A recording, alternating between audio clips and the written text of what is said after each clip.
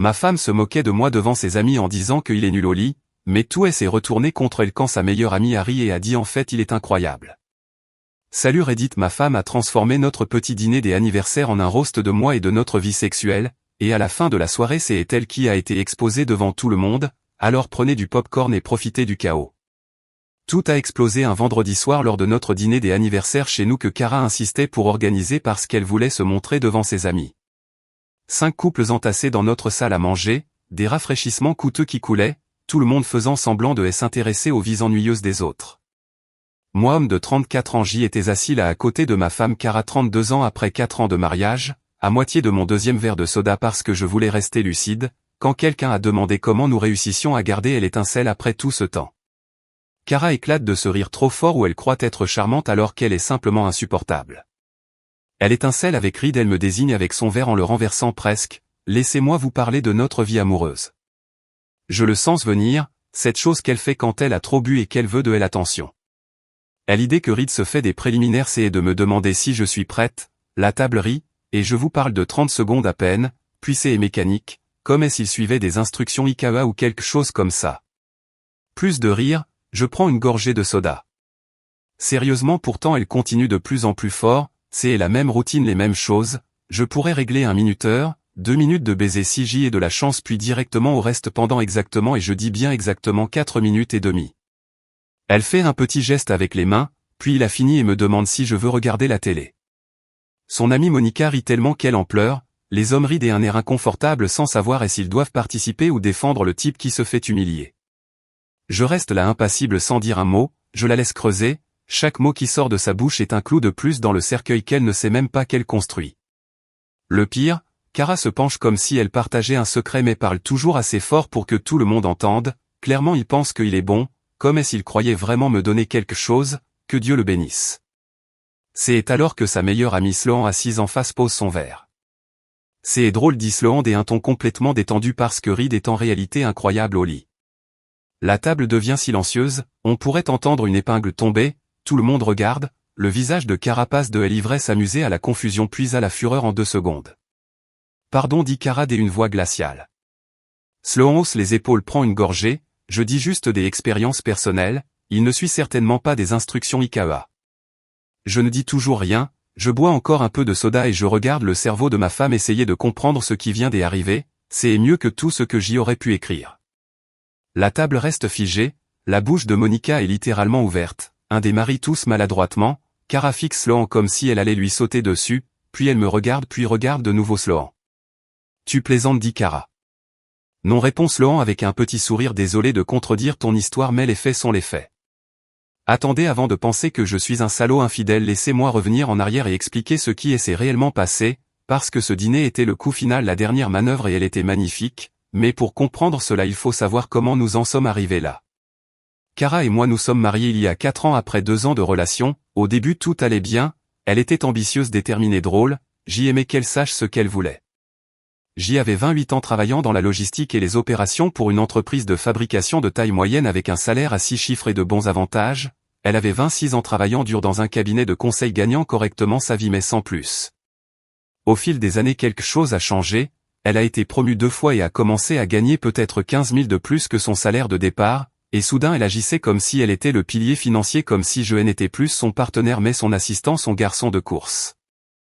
Elle homme qui gérait les tâches ennuyeuses de la vie pendant qu'elle se concentrait sur sa carrière ses amis et tout ce qui comptait pour elle cette semaine-là c'était moi. Je faisais les courses, la cuisine, le ménage, j'y organisais notre calendrier social selon son emploi du temps, j'y assistais à ses événements professionnels et je souriais pendant qu'elle réseautait tandis que je restais là comme une décoration.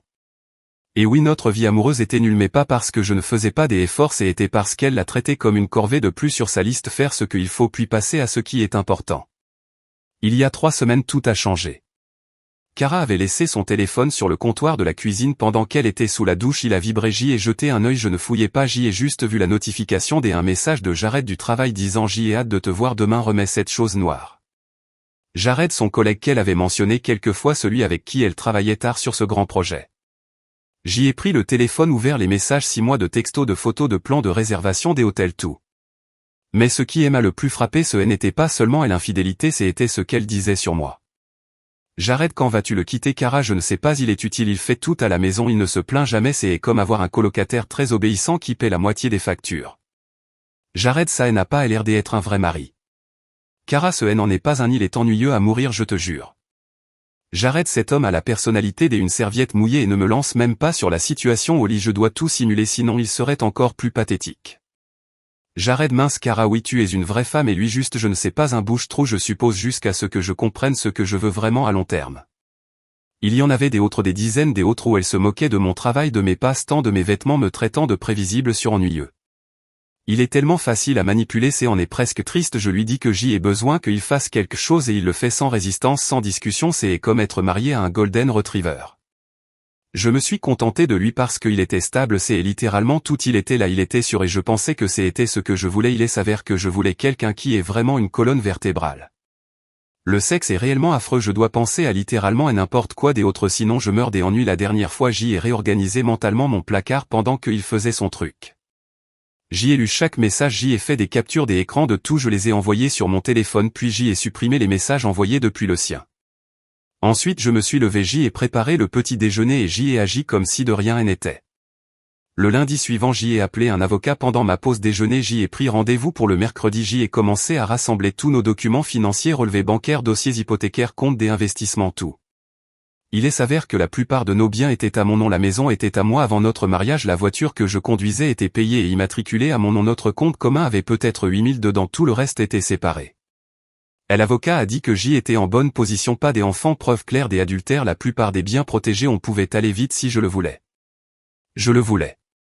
Nous avons passé 2 semaines à tout préparer, déposer les papiers mais sans lui en parler, sécuriser les comptes bancaires, changer tous les mots de passe, fait des copies de tout ce qui était important. Kara n'en savait rien, rentrait chaque jour, se plaignait du travail, mangeait le dîner que je préparais puis allait se coucher pendant que je démantelais systématiquement notre mariage et qu'elle était trop occupée à envoyer des messages à Jared pourrait s'en rendre compte. Sloan et Kara sont amies depuis la fac, mais c'est cette amitié féminine compétitive où elles essaient constamment de se surpasser. Kara a obtenu le meilleur poste, Sloan le petit ami le plus séduisant, Kara s'est mariée la première, Sloan a organisé une fête de fiançailles plus grande et ainsi de suite pendant des années. Il y a environ un an, Kara a volé un client à Sloan, elle travaillait dans des cabinets concurrents et Kara a récupéré un énorme compte juste avant que Sloan ne le conclue, cela a coûté à Sloan une promotion et une commission à 6 chiffres. Sloan la déteste depuis, sourit devant elle mais complote derrière son dos. Elle m'a appelé il y a 2 semaines un jeudi matin, pas envoyé un message, non appelé, c'est comme ça que j'y ai su que quelque chose se passait. Elle m'a demandé est-ce qu'on peut se voir, sa voix avait cette tension comme si c'était pour tout de suite.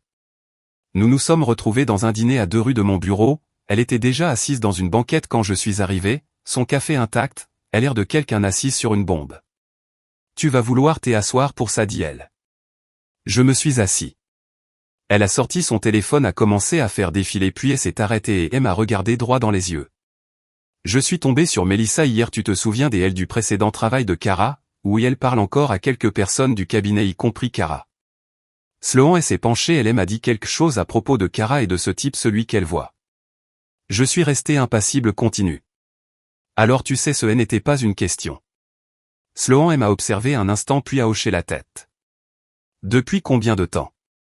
Quelques semaines, j'y ai trouvé les textos sur son téléphone. Et tu n'as rien dit. J'y observais, je rassemblais des informations. Je les regarder, qu'est-ce que Mélissa t'a dit? L'expression de Sloan s'est durcie. Que tout le cabinet est au courant, ils en rient depuis des mois, comme si c'était quelque chose de romantique. Elle s'est arrêtée mais ce n'est pas pour ça que je t'ai appelé. J'y ai attendu. Mélissa a surpris Kara au téléphone il y a 2 semaines dans le garage en train de parler à un avocat spécialisé dans le divorce. Là j'y ai vraiment écouté. Elle dépose. Pas encore, elle attend.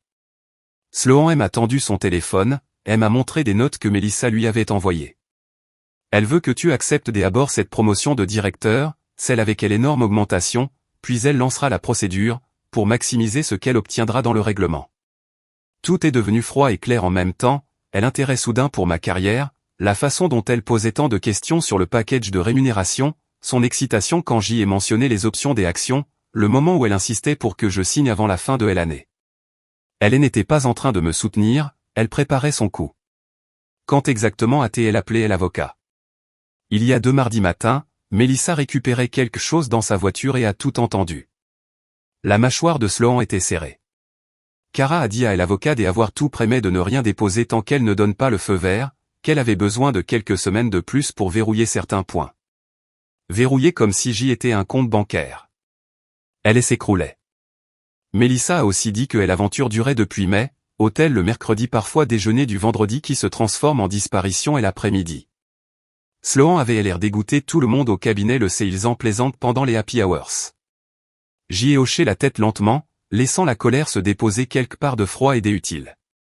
Je soupçonnais que l'aventure durait plus longtemps que ce que les messages montraient, maintenant j'y en étais sûr, et le plan de divorce expliquait tout ce qui n'avait pas eu de sens le mois dernier. Merci et je dis de me l'avoir dit. Qu'est-ce que tu vas faire? J'y ai vraiment regardé Sloan, elle avait traversé la ville pour me prévenir, elle aurait pu rester en dehors de tout ça, aurait pu me laisser tomber dans le piège. Mais elle ne l'a pas fait, même après que Kara l'ait mise à l'écart pendant des années et retourné leurs amies communes contre elle. Je vais tout réduire en cendres et je dis et j'y ai besoin de ton aide. Sloan a souri d'un air tranchant et mauvais. De quoi as-tu besoin? Kara est rentrée ce soir-là vers 7 heures en fredonnant, oui en fredonnant, les cheveux encore mouillés par une douche qui n'était clairement pas celle de la salle de sport. Salut chérie, dit-elle tout sourire, elle m'a embrassé sur la joue comme si de rien n'était. Ta journée. Bonne et jeudi productive. Super, dit elle a posé son sac sur le comptoir et a commencé à parler d'une réunion qu'elle n'avait certainement pas. Je l'ai regardé me mentir en face avec la facilité de quelqu'un qui a l'habitude. Quand elle a enfin cessé de parler, je me suis levé, je me suis approché d'elle, elle avait l'air surprise quand je l'ai attirée contre moi. Pourquoi ça, dit elle. J'y en avais envie et je dis. Ce qui s'est passé ensuite n'avait rien à voir avec l'amour, c'est été reprendre quelque chose qu'elle pensait pouvoir échanger tout en le gardant. Chaque geste était calculé, délibéré. J'y ai observé son visage tout du long, mémorisant chaque expression chaque seconde. Elle a oublié de culpabiliser quand elle s'est endormie, ensuite enveloppée dans les draps et la satisfaction. Je suis resté éveillé à fixer le plafond pensant à Sloan, à Mélissa, à toutes ces personnes au cabinet qui savaient que ma femme me trompait et trouvaient ça divertissant. Je pensais au papier de divorce qu'elle avait déjà prêt. Elle avoua le plan d'attendre que ma promotion soit validée pour qu'elle puisse maximiser le paiement, elle voulait jouer sur le long terme, très bien, moi aussi. Le vendredi matin, Kara était de la meilleure humeur que j'y avais vue depuis des mois, chantant sous la douche, choisissant sa tenue pour le dîner comme si cela avait la moindre importance. Je suis tellement excité pour ce soir, dit-elle, enfin te présenter à tout le monde, oui et je dis ça devrait être intéressant. Elle n'avait aucune idée que Sloan m'avait déjà envoyé 3 messages ce matin-là, que je lui avais envoyé les captures où Kara la traitait de pathétique, de ratée, de jalouse, que Sloan avait vu la chronologie et l'hôtel et l'avocat. Sloan ne voulait plus seulement aider, elle voulait du sang. Kara m'a embrassé, elle m'a dit qu'elle m'aimait, je l'ai regardé sortir en fredonnant, jouant encore son rôle.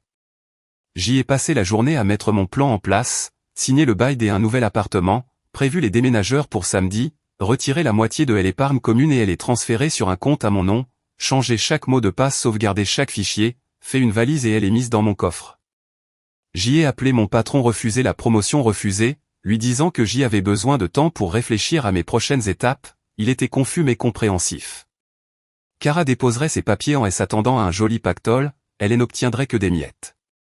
Quand je me suis préparé pour le dîner ce soir, la J était déjà partie financièrement, émotionnellement, légalement, je serais dehors dimanche, elle ne le savait juste pas encore, et la tête qu'elle ferait en l'apprenant vaudrait de l'or. Maintenant retour au dîner, le silence a duré 3 secondes avant que Kara n'explose. Quoi? Elle s'est levée si vite que sa chaise a raclé le sol. Qu'est-ce que tu viens de dire? Sloan est resté calme, a repris une gorgée comme si elle commentait la météo. J'y ai dit que Reed est excellent au lit, je pensais que tu devais le savoir puisque tu partageais des informations inexactes avec le groupe. Le visage de Kara est passé du rouge au violet. Tu mens, tu es une menteuse pathétique et jalouse et tu as toujours. 14 juin, dit Sloan, pendant que tu étais à cette conférence à Miami, ton lit en fait, celui avec les draps gris dont tu es si fier. J'y ai regardé et l'esprit de Kara se court-circuiter en temps réel, sa bouche s'ouvrant et se fermant comme un poisson. Elle s'est tournée vers moi les yeux affolés. Reed, dis-moi qu'elle ment. J'y ai haussé les épaules, bu une gorgée. Elle ne ment pas. La table a explosé, Monica a haleté, un des hommes a soufflé bon sang, un verre s'est renversé et personne ne l'a ramassé. Kara tremblait. Tu m'as trompé. Oui, et je répondu en m'adossant. La même semaine où tu étais à Miami avec Jared du travail, comment va Jared des ailleurs, il t'envoie toujours ses adorables messages du matin. Son visage est devenu blanc puis rouge puis blanc, comme un feu tricolore en panne. Comment as-tu? Ton téléphone et je sortis le mien, ouvert les captures, tu l'as laissé sur le comptoir il y a 3 semaines, j'y ai tout lu 6 mois de tout, hôtel photo, toi me traitant de bouche-trou, de golden retriever, disant que ma personnalité est celle d'une serviette mouillée. Je fais défiler. Oh celle-ci est bonne, tu lui as dit que tu réorganisais mentalement ton placard pendant le sexe parce que j'y étais si ennuyeux. Cara a tenté d'attraper mon téléphone, je l'ai reculé. Et aussi découvert ton avocat spécialisé dans le divorce et je continuais, celui que tu as engagé il y a 2 semaines, le plan d'attendre que je prenne cette promotion pour maximiser ton règlement. J'y ai souri, ce n'était pas un sourire gentil. Plan intelligent, il aurait fonctionné aussi si Mélissa ne t'avait pas entendu dans le parking. Monica s'est levée, je crois qu'on devrait y aller, oui a dit l'un des maris mettant déjà sa veste, ça semble vraiment privé. Ils se sont dispersés comme des cafards quand la lumière s'allume, chaise qui grince, adieu maladroit regard fuyant, tout est l'appartement vidé en moins de 2 minutes, sauf Sloan qui est resté assis son verre à la main à regarder le spectacle. Cara a attendu que la porte se ferme puis elle s'est tournée vers moi comme un animal acculé. Tu n'as aucun droit après ce que tu viens d'admettre, tu as couché avec ma meilleure amie. Ancienne meilleure amie a corrigé Sloan depuis la table. Et toi tu n'avais aucun problème à coucher avec Jared pendant 6 mois et je dis pendant que je préparais tes dîners, faisais ta lessive et assistais à tes événements professionnels comme un chien dressé pendant que tu lui disais que j'y étais utile, un bouche-trou, un colocataire qui paie les factures. C'est différent, balbutia TL, réellement balbutié, parce que j'y allais te quitter de toute façon. J'y avais prévu de me dépouiller après que ma promotion soit passée, oui je sais. Je me suis levé mais voilà Cara, j'y ai refusé la promotion hier. Son visage a fait quelque chose que je n'avais jamais vu, un effondrement complet du système. Tu quoi, refusé? J'y ai dit à mon patron que j'y avais besoin de temps pour réfléchir à mon avenir professionnel. Je suis allé à la cuisine, j'y ai pris un dossier dans le tiroir, je suis revenu et elle est posée sur la table. Les papiers du divorce déjà déposés, déjà signifiés en fait, tu recevras la notification officielle lundi mais je me suis dit pourquoi attendre. Elle a attrapé le dossier les mains tremblantes à feuilleter les pages. Tu prends la maison, la voiture, tout. Tout ce qui est à moi, oui, la maison était à moi avant notre mariage, la voiture est à mon nom, les comptes communs déjà séparés, tu en récupères la moitié environ 4000, tout le reste était séparé. Je me suis rassis. Tu recevras exactement ce que tu as apporté dans ce mariage, ce qui est essentiellement rien. Cara a levé les yeux des papiers, les yeux remplis de larmes, celle manipulatrice qu'elle utilisait quand elle voulait quelque chose. Rite bébé, on peut arranger ça, j'y ai fait des erreurs je sais mais, arrête, on peut aller en thérapie, travailler sur tout ça, je t'aime. Non tu n'aimes pas et je dis ce fut simple net, tu aimais ce que je faisais pour toi, la main des œuvres gratuites, le soutien émotionnel, la stabilité mais tu ne m'aimes pas, tu l'as dit toi-même je suis ennuyeux, prévisible, un bouche-trou. Je ne voulais pas dire. Si tu le voulais. Je me suis relevé et honnêtement je m'en fiche maintenant, j'y en ai fini. Tu dois partir. Elle m'a fixé. C'est ma maison aussi.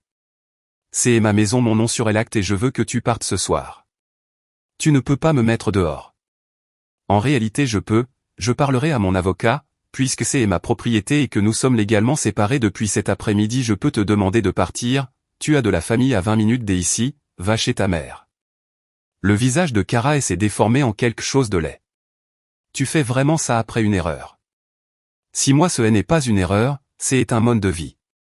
J'y ai pointé la porte. Prends tes affaires et va-t'en. C'est laquelle a bondi sur Sloan, je ne plaisante pas, une attaque de folle totale à travers la salle à manger, les mains comme des griffes, hurlant quelque chose d'incohérent à propos de trahison et de coups dans le dos. Je l'ai attrapée à mi-chemin, saisi ses bras et elle est retenue pendant qu'elle se débattait. Lâche-moi, cette sorcière a ruiné mon mariage. Tu as ruiné ton mariage et je dis, gardant une voix calme même si elle essayait de me donner des coups de pied, Sloan n'a fait que dire la vérité. Cara s'est tordue dans ma prise, à libérer un bras et a tenté de frapper Sloan, ratant complètement, Sloan n'a même pas bronché. Vous avez planifié ça, hurla Cara, vous deux avez tout planifié pour m'humilier. En réalité, dit Sloan toujours calme, j'y ai juste répondu à une question honnêtement, et l'humiliation venait entièrement de toi. Cara a encore hurlé une rage sans mots, je ne l'avais jamais vue comme ça, le masque était entièrement tombé, voilà qui elle était réellement sous tout le faux charme. Je l'ai conduite vers la porte, elle a résisté tout du long, criant à propos des avocats de vengeance et du fait que je le regretterais. J'y ai ouvert la porte d'une main tout en la tenant de l'autre et elle est pratiquement poussée dans le couloir. Va et je dis maintenant. Ce n'est pas fini Reed, tu m'entends, ce n'est pas. J'y ai refermé la porte sur son visage, verrouillé, me suis appuyé contre un instant pendant qu'elle martelait de l'autre côté en hurlant, puis silence, pas puis l'ascenseur, parti. Je me suis retourné, Sloan était toujours à la table et l'air bien trop à l'aise. Tu devrais probablement y aller aussi et je dis. Elle a levé un sourcil sérieusement, oui sérieusement, après t'avoir aidé, après t'avoir donné les informations dont tu avais besoin. Et j'y apprécie vraiment et je dis. Je me suis dirigé vers la table et j'y ai commencé à débarrasser les verres mais nous savons tous les deux que tu ne l'as pas fait pour moi, tu l'as fait parce que tu détestes Kara. Sloan s'est levé à lisser sa robe.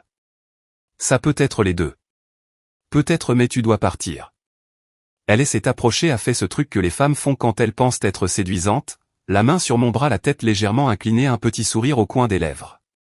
On pourrait s'amuser, tu sais, juste nous deux. Ses doigts ont glissé le long de mon avant-bras. Pas de drame, pas des ex-petites amies, juste nous.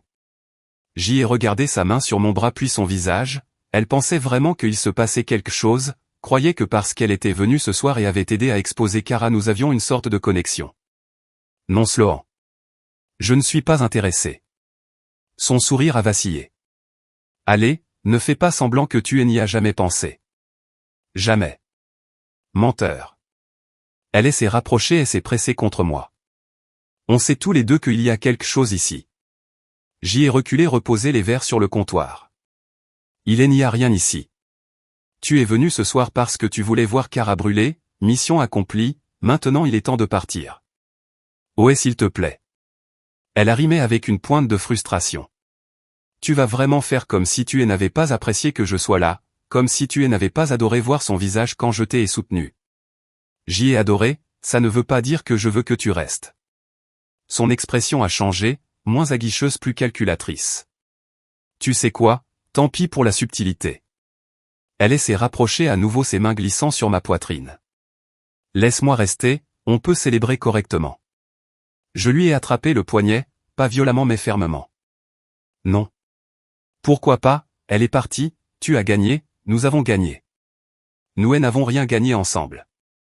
Tu es venu sans invitation, tu as remué le couteau parce que ça t'excitait et maintenant tu penses que ça signifie quelque chose. J'y ai relâché son poignet et me suis éloigné.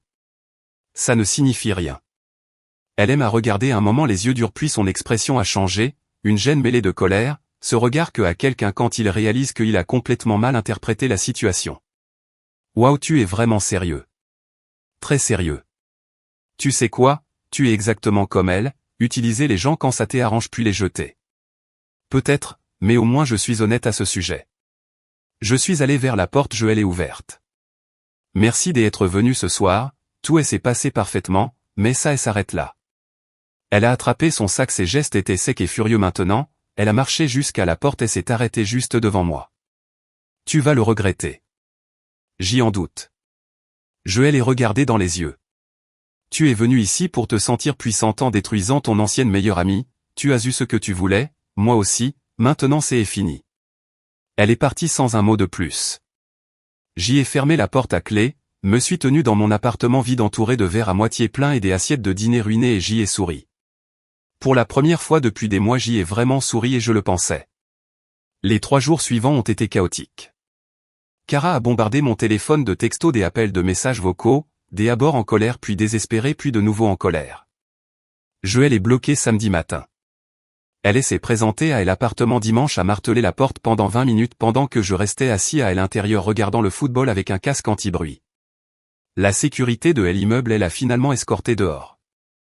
Lundi matin j'y ai reçu un mail de son avocat, des menaces juridiques standards, mon avocat a répondu avec les preuves des adultères et la clause du contrat prénuptial qu'elle avait apparemment oublié.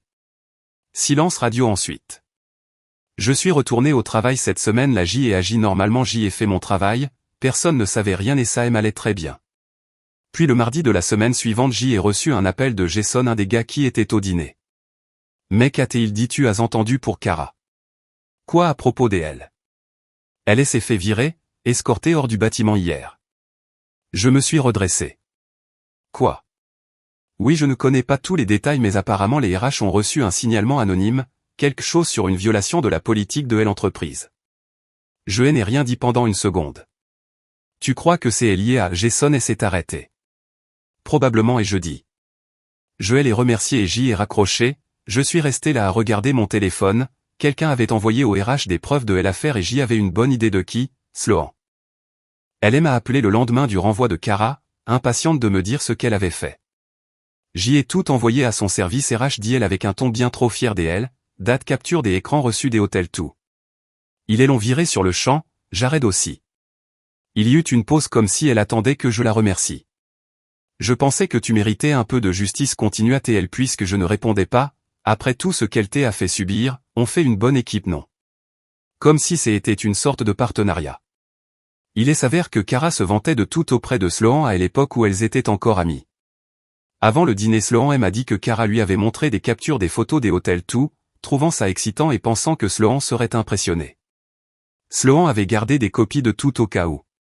Puis Kara avait trop parlé ce soir-là, elle avait traité des inutiles, avait essayé de l'humilier devant tout le monde, mauvaise idée. Sloan a attendu une semaine puis a envoyé tout ça au service RH de Kara. J'y ai ri, je n'ai pas pu m'en empêcher, tout cela était ridicule. Elle pensait vraiment que ça faisait de nous des alliés ou quelque chose comme ça. Oui bon on a fini la Sloan. Attends quoi Reed je voulais juste. J'y ai raccroché bloqué son numéro et suis passé à autre chose. Le règlement interne dit que les employés ne peuvent pas sortir ensemble surtout pas dans la même chaîne hiérarchique. Kara et Jared étaient partis en moins de 24 heures. Je n'ai pas connu toute l'histoire avant plus tard mais ça devenait encore meilleur. 2 semaines après l'histoire avec les RH Jason m'a rappelé. Mec tu ne vas pas croire ça. Quoi encore? Le type que Kara voyait, quelqu'un elle a dit à sa femme. J'y ai presque ri. Sérieusement. Oui, apparemment elle a reçu un mail anonyme avec tout, photo message réservation des hôtels. Elle a explosé à tout poster sur Facebook. Quand? La nuit dernière c'est partout. Maintenant sa famille envahit les commentaires des gens de son travail partage, le gars se fait détruire. Je suis resté assis à absorber ça. Sloan ne s'en est pas prise que à Kara, elle s'en est prise aux deux. Le post Facebook est resté en ligne 3 jours avant que la femme du type ne le supprime, mais à ce moment-là ça n'avait plus d'importance, tout le monde l'avait déjà vu, des captures circulaient. Ses parents ont cessé de lui parler, sa femme a demandé le divorce. Pendant ce temps Kara essayait de trouver un nouveau travail, bonne chance quand ton ancien employeur t'a viré pour une liaison et que la moitié de ton réseau professionnel a vu les dégâts. À la fin du 2e mois tout s'était plus ou moins calmé. Le divorce avançait, la carrière de Kara était détruite, le mariage de son partenaire de liaison fini, sa réputation ruinée. Puis arriva le mercredi, j'y étais chez moi vers 6 heures réchauffant une pizza quand quelqu'un s'est mis à frapper à ma porte, pas frapper doucement mais marteler, le genre de coups qui disent que quelqu'un passe une très mauvaise journée et veut te la partager. J'y ai regardé par le Judas, Kara était là, et Sloan, ensemble, se criant dessus dans mon couloir. Ça allait être bon. J'y ai ouvert la porte et j'y ai immédiatement regretté de ne pas avoir pris du pop-corn. Tu as ruiné ma vie hurla Kara avant que je ne puisse dire quoi que ce soit. Tu m'as fait virer, tu as tout détruit. Je ne t'ai pas fait virer et je dis calmement, tu t'es fait virer toi-même en couchant avec un collègue pendant 6 mois, les RH n'ont fait que connecter les points. Tu as envoyé ces mails. En fait non. J'y ai regardé Sloan, c'est elle. Le visage de Sloan devint rouge. Tu lui as dit. Pas besoin, c'est juste de la logique de base. Je me suis appuyé contre l'encadrement. Alors qu'est-ce qui vous amène toutes les deux ici, vous démarrez un groupe de soutien pour les femmes dont j'y ai fini par me séparer. C'est alors qu'elles se sont retournées l'une contre l'autre. C'est ta faute Kara a poussé Sloan violemment, tu ne pouvais pas juste rester en dehors de ça. Ma faute Sloan a repoussé, c'est toi qui as trompé ton mari et en es vanté auprès de tout le monde.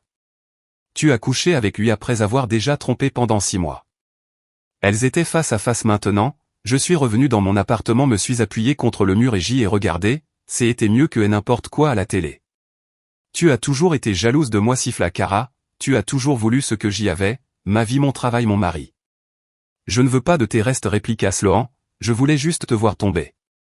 Tu es pathétique tu l'as toujours été, c'est pour ça que tu ne peux pas garder un homme, ils te quittent tous. Mauvaise chose à dire. Le poing de Sloan est parti très vite à toucher la bouche de Kara avec un bruit sec comme une branche qui casse. Kara a vacillé contre le mur, la main sur le visage. Quand elle l'a retiré, il y avait du sang sur ses doigts et sa lèvre inférieure gonflait déjà. Tu aimes à casser une dent, dit Kara avec un cheveu sur la langue, un vrai cheveu sur la langue. Tu aimes à casser une fichue dent.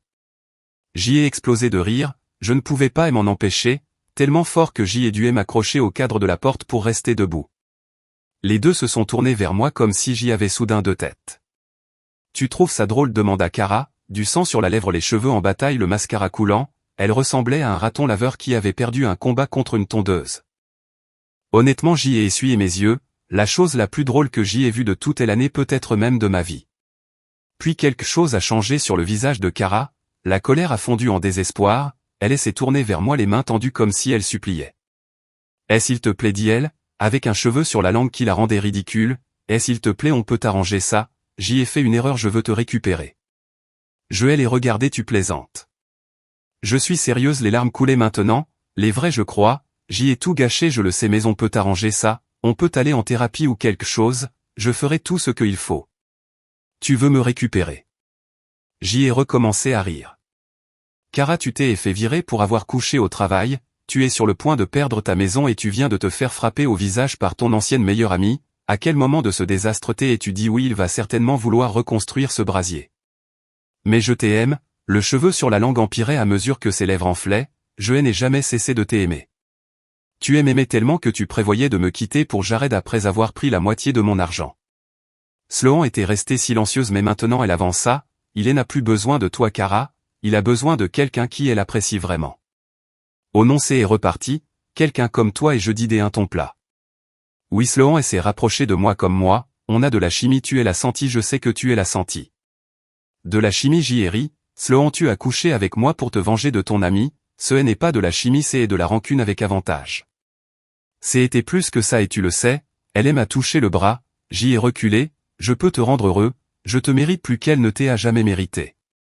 C'était irréel, les deux étaient debout dans mon couloir, elle une avec une lèvre enflée et un cheveu sur la langue, elle autre avec une égratignure sur la joue, toutes deux essayant de me convaincre de les choisir. Alors récapitulons et je dis lentement, Kara, tu m'as trompé, tu m'as menti, tu m'as utilisé pour le loyer et le soutien émotionnel tout en prévoyant de me quitter, et maintenant tu veux me récupérer parce que ta vie s'est effondrée. Oui, dit Kara misérablement. Et Sloan, tu as prétendu être mon ami, coucher avec moi spécifiquement pour blesser Kara, elle a dénoncé au RH et pense maintenant mériter une relation avec moi. Dit comme ça sonne mal, dit Sloan, c'est parce que c'est mal. J'y ai levé les mains, vous êtes toutes les deux délirantes, complètement délirantes. Je ne me remettrai pas avec elle une ou l'autre, je ne sortirai avec aucune de vous deux même si vous étiez les dernières femmes sur Terre et que l'humanité en dépendait. Mais Kara commença, pas de mais, pas des excuses, pas de seconde chance. J'y ai pointé le couloir, j'y en ai fini avec vous deux pour toujours.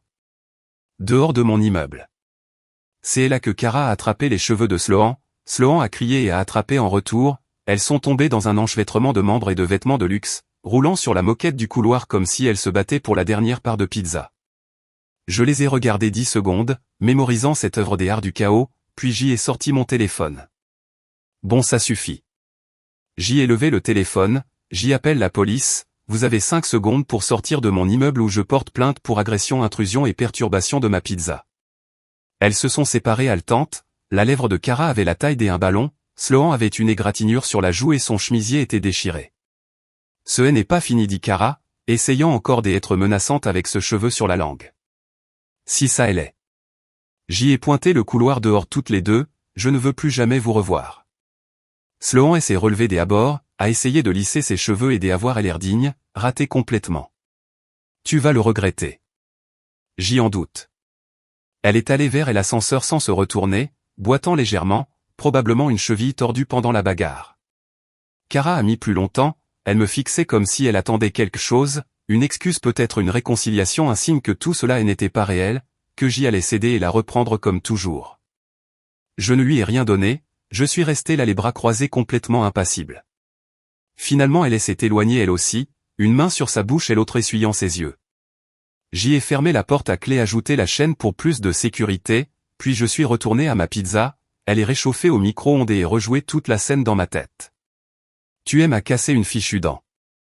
Je riais encore quand le micro-ondes a sonné. Meilleur mercredi de ma vie.